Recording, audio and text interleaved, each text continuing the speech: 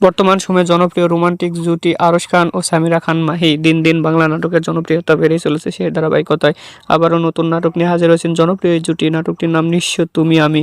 এই নাটকটিতে অভিনয় করেছেন বর্তমান সময়ের আলোচিত অভিনেতা আরশ খান ও আলোচিত অভিনেত্রী সামিরা খান মাহি। এই নাটকটি রচনা ও পরিচালনা করেন প্রতীক সাধন। নাটকটি খুব শীঘ্রই জি সিরিজের ইউটিউব চ্যানেলে প্রকাশিত হবে।